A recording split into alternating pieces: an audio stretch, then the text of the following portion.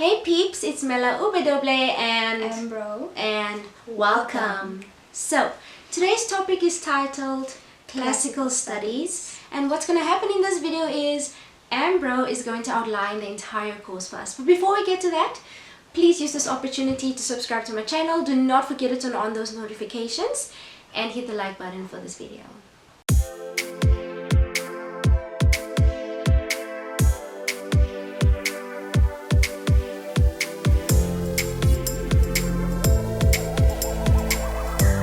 So, classical studies for the first year is relatively easy.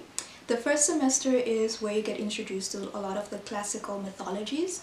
Like you get introduced to the gods, you get introduced to ancient Greek gods and ancient Greek creation mythologies. So what we did in my first year, we started off with Hesiod and his creation myth, and how basically he, in the form of a poem, he told how they saw the creation of the world. So basically, if to name an example, he said that the world started in chaos. There was absolutely nothing, there was only chaos, and from that Gaia was born, and from Gaia everything else came. Gaia is basically the earth, like the planet Earth, or yeah, the earth in God form, you know. Oh, I was about Mother to ask Nature, about that. or you know, all of these motherly aspects is Gaia. Gaia. So the first semester is where you start off with Why that. does it sound Greek in some way? It is. It is. It is Greek, Oh, like okay.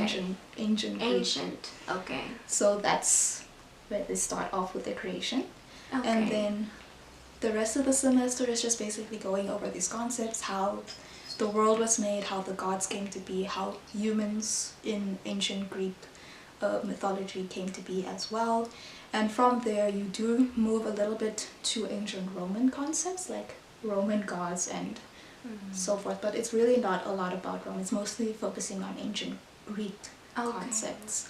Okay. For the second semester, if I remember correctly, I'm speaking under correction here because second semester was a blur for me.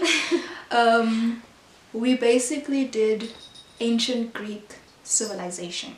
So we focused a lot on architecture, we focused a lot on clothing and beauty trends during that time, as well as household stereotypes and traditions. So we focused on the clothing of the women and what was trendy that time and what each clothing meant for these people. Like if you wore a certain type of clothing, it meant like you were of higher esteem, or that you came from a certain place. Like for instance, the Spartans would wear different clothing in comparison to the Athenians, which was very interesting to see, and like how they would style their clothing differently and how they would use different perfumes and different makeups if they had makeups. Could you tell me a bit about the architecture? I'm really interested in hearing that. Oh yeah, definitely. The ancient Greek architecture is by far the greatest architecture. Personally, that's how I view it, because it still has an influence today. If we look at governmental buildings, we see a lot of ancient Greek aspects in there. Like for instance, the columns. That's used. Like the most used columns that I've seen in contemporary times is the Doric columns, which is from ancient Greek temples and I remember that. city-state buildings. Yes, like we did a lot of that in art history. In art history, yeah. So the columns. Also in the first year. Yes. Yeah. Also in the first year. But I think that was in the first semester, in the first year in art history. Yes, it was. We did that before in there. Then I did it in classical studies, and so I already knew what was going on basically by that time. The advantage there. Okay. So yeah, like the columns, which was like a prominent feature, and then they also had like this at the roof of the building. They had like I totally forgot what they called. But it's like spirals, right? Does it look like spirals like that? Sometimes it would be just designs like patterns, but most of the time there would be, it's like a mural but in sculpture form. Oh, okay. And they would have like the deities on it or something, you know. Oh, okay. Like I see the image now. yes, the figures of the deities in the thing. I think it's called like a fresco or something like that. Like I said, speaking under correction. Yeah, yeah. So yeah, that's what we did for the second semester. And yeah, in terms of assessments, it was fairly easy. Like first year is always easy in terms of some assessments. When you look back on it at the time, it does not seem easy though. Yeah. So because it's a huge jump from high school, I mean. Yeah, First, into the yeah. university space, it really is. But if you compare it to, like, if you go further in the course and you compare everything, then you do see a major difference in how things were done. Yeah, yes. yeah, totally. So yeah, like a lot of multiple choice questions they would ask, you know, like simple questions that you would hopefully be able to remember, you know. So yeah, that's what we did basically in the first year. Okay. So for second year in classical studies, you start off with reception studies. Reception studies is basically seeing how classical works do in contemporary times or throughout the years or throughout the centuries. So for instance, Homer's Odyssey and Homer's Iliad, we took a look at those epic poems and saw how they stood through time.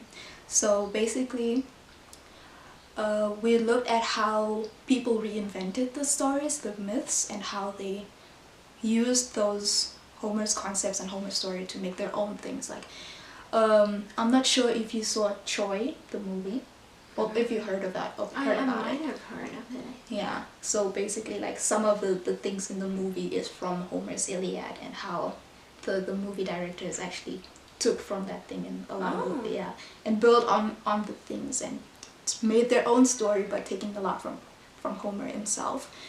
So yeah, that's an example there of a lot of literature takes a lot from Homer, for instance. That's how I saw also. And then art also, like Ovid's Metamorphosis. The birth of Venus in art history that we did at some point took from Ovid's description into how Venus was born, or how Venus came to be. If I could use a visual example, for instance. Yeah. So yeah, first semester we focused on reception studies.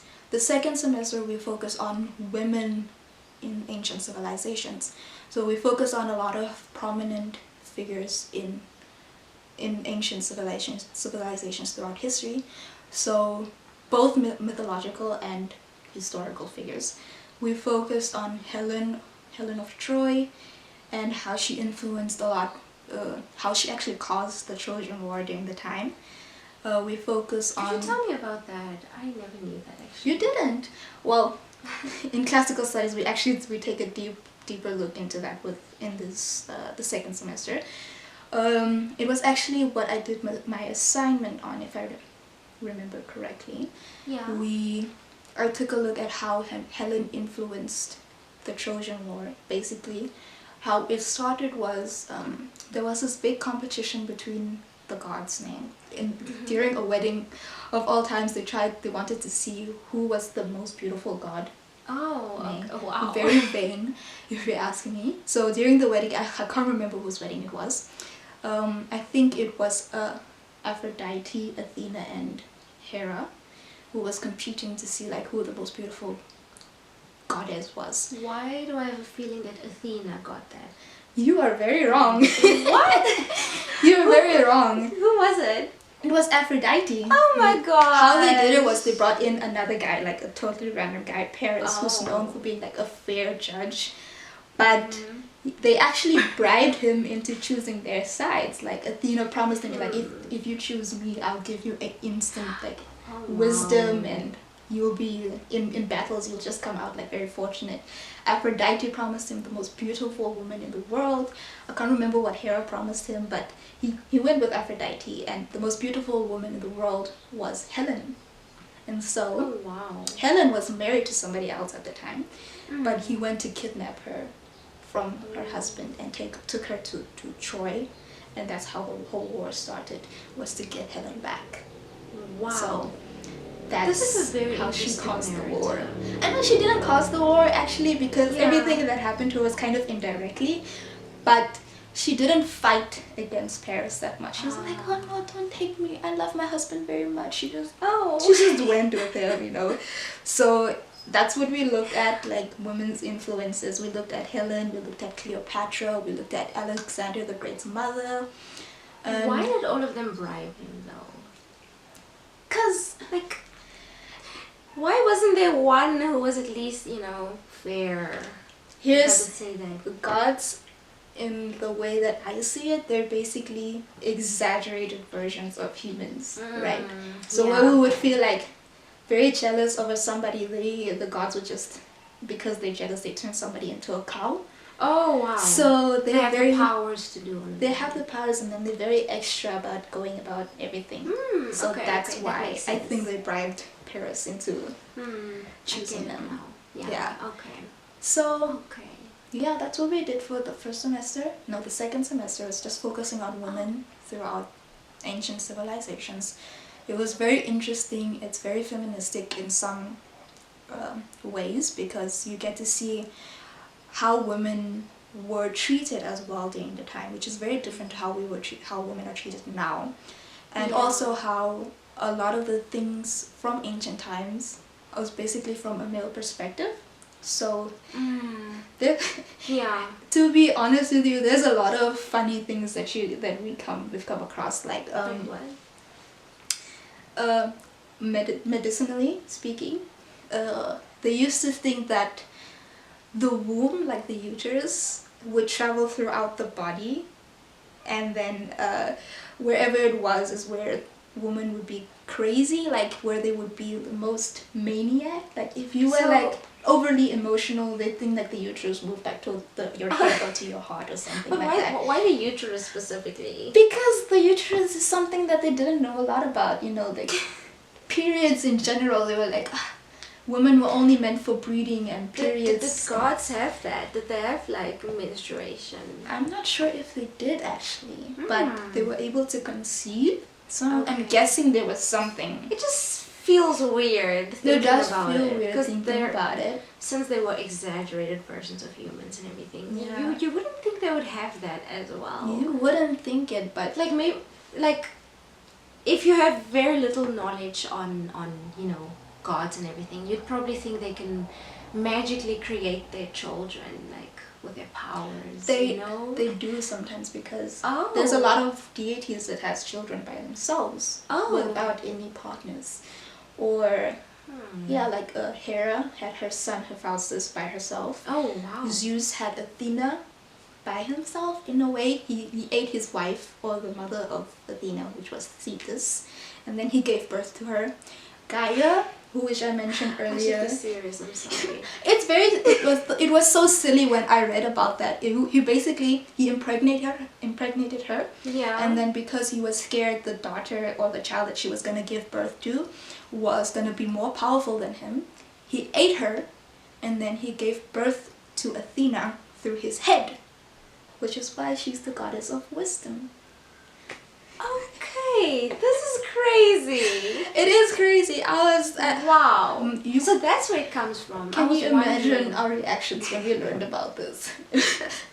I mean, through the head of all places. Through the head, like she emerged from his head after he ate Thetis. Wow. The things you guys learn, it's interesting. It's crazy. It's not interesting, it's crazy. But yeah, that's just one of the many. It's really unforgettable as well. It is, and it's one of the many myths that we learn about. Many of the instances where there's like a sole parent giving birth to a child. Okay. Yeah. Wow. So, yeah, that's what we did in the second semester. In terms of assessments for the whole year, though, we had to write a lot of essays. We had to do a lot of research, like I mentioned. In the second semester, I focused on Helen's influence in the Trojan War.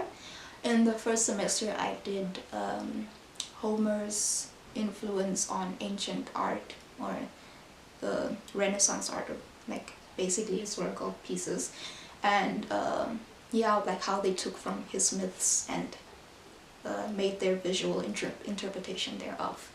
So it gets harder as you go along, because you really have to be careful about what examples you use, and it has to make sense. It has to make sense, and it has to fit within the context of the work that you do in that semester. Yeah, So, that makes a lot of sense. yeah. Okay, so that's second year. Yeah. So for classical studies third year, in the first semester, we've basically focused on ancient Greek and Roman literature. We started off with Homer.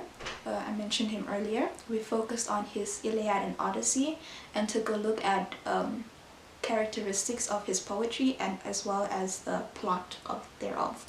So he specialized, if I can say specialized, in epic poetry, which is basically just a long story about a hero and the tragedies and the things that this hero goes through.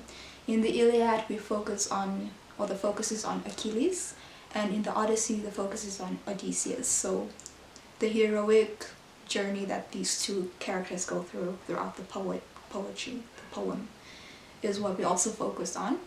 And then for ancient Rome, we focused on Virgil and his Aeneid. In this one, I think the main character was Aeneas, and then we focus also on the characteristics and the plot. We realized that a lot of the characteristics of Virgil's poetry is similar to that of Homer's, meaning that he took a lot from Homer and then Homer actually influenced Virgil's writing a lot. So if we can call Homer his inspiration, his hero, then basically that's what he was. Okay. But that's not only what we focused on. We focused on history writing, we focused on other forms of poetry like satire and plays like tragedies and comedies, as well as historical writing, which I also mentioned, and philosophy. So we looked at people like Socrates and Plato. I want to ask you something quickly about the satire. So what exactly do you guys do in that regard exactly? Like, what do you explore? Well, we usually take a look at main features of the thing firstly, right? Like, we didn't take an in-depth look of the satires because it's plays, so we didn't actually focus on, but we did have to mention them because they were a form of literature before they were performed. Okay. You know? Yeah. But that's mostly for tragedies. The satires is just like things that make fun of. It's like a humoristic, insulting poetry, basically, you know? Yeah. So... And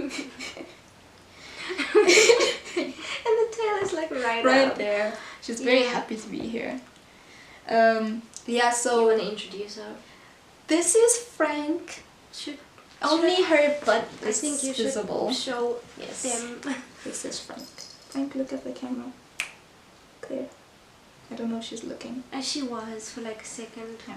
This Maybe is half a second, but yeah. Okay. Yeah, so you can carry on. We just looked at the main features of these things. Our main focus for this semester was only on like the written aspects of these civilizations, not necessarily what was performed, though it was mentioned.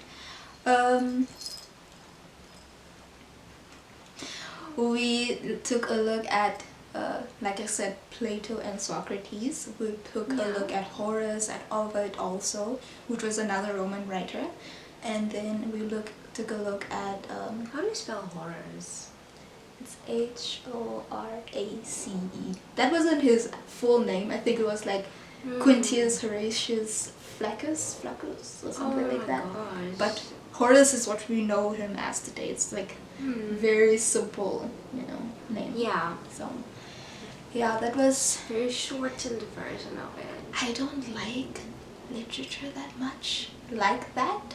Really? Which is why That's this not is the impression I have. It's been the hardest semester for me. I know I like to read, yeah, but not like for academic purposes. Oh yeah, you know, which is, it was very hard for me to do this semester because we had to read and then we did tests based on the works that we've read. So that wasn't fun. It was not fun for me. Yeah. So that was like the whole semester? It's basically the whole semester. Thank goodness we're finished with it, actually.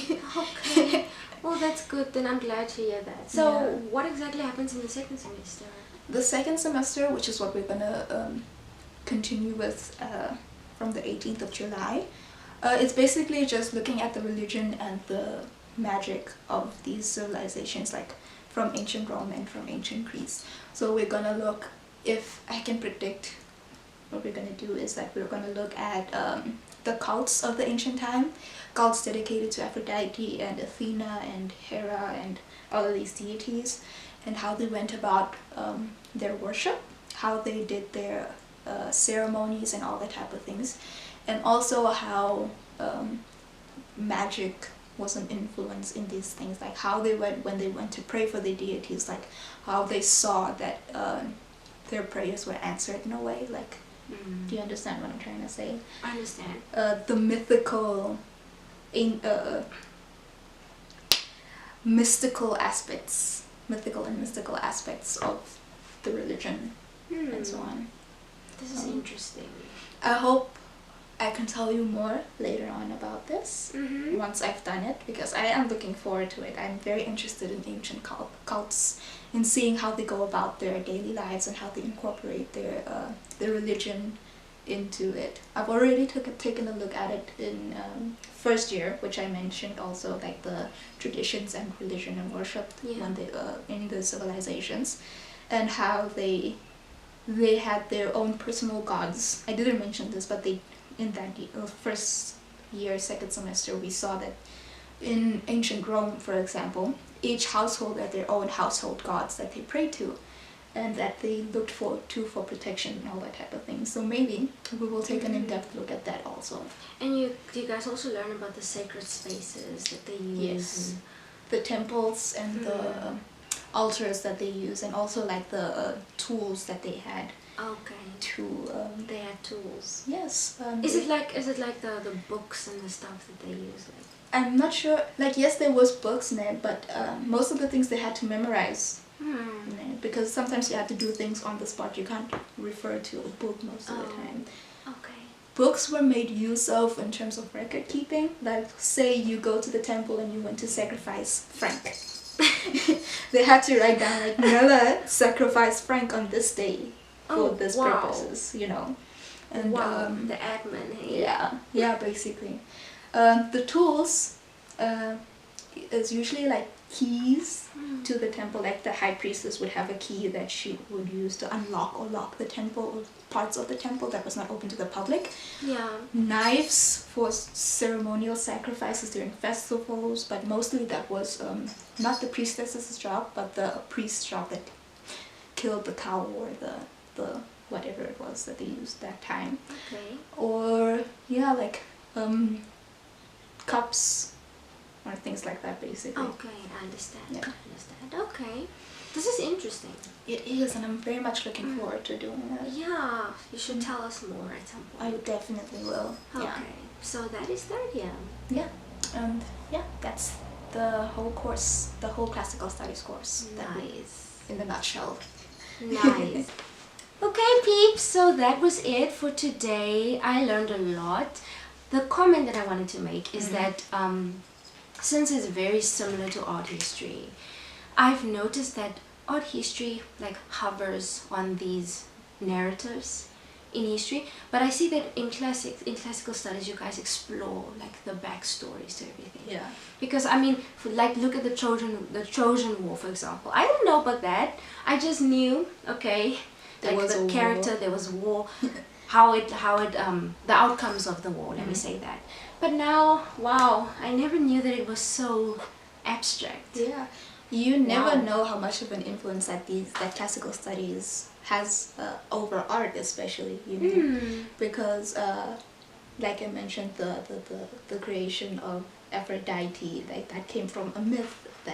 That's why the artist chose to portray that, you know. The same with everything, basically, like the most of it does influence art history, like.